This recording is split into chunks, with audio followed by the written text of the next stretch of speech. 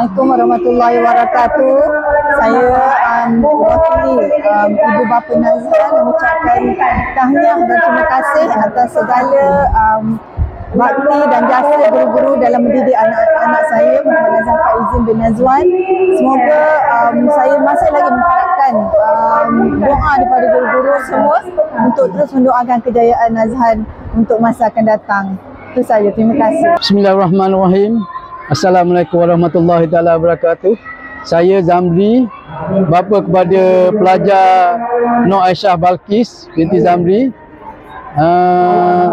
Saya mewakili anak-anak saya mengucapkan ribuan terima kasih kepada pihak sekolah, guru besar, guru-guru yang telah mendidik anak saya sehingga berjaya ke tahap ini. Rasanya perkara ini bukan daripada saya sangatlah, mungkin daripada Allah Subhanahu Wa Taala.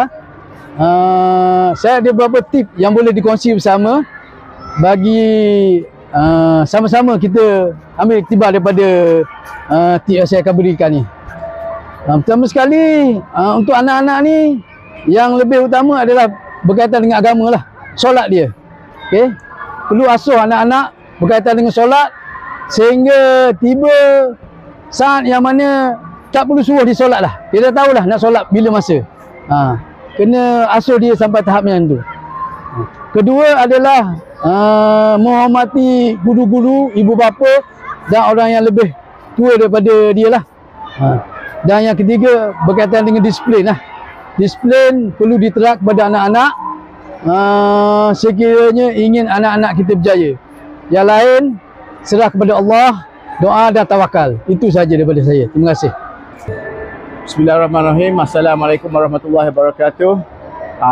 Terima kasih kepada pihak sekolah kerana pengiktirafan dan penganugerahan kepada anak saya, Wan Alisha Humaira binti Wan Rahman. Ini setinggi-tinggi tahniah kepada semua yang dipilih pada hari ini, dianugerahkan pada hari ini. Cuma sedikit daripada saya kalau nak dibicarakan pasal tips, saya antara saya memastikan kegiatan dia hari-hari, siapa dengan siapa dia kawan, selalu memberi contoh kepada anak, selalu membuat satu benda yang baik untuk dicontohi.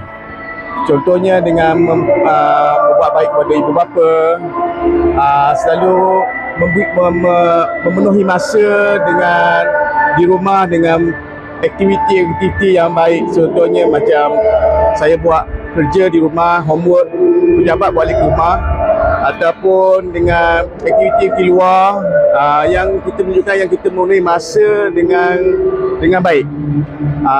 Selain pada menyantuni semua anak-anak saya, bersopan dengan dia, dan memberi galakan yang terbaik untuk dia. Sekian, terima kasih.